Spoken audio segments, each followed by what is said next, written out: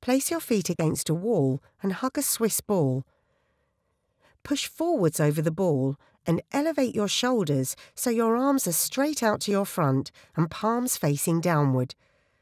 Hold this position, then return by rolling back to the start position.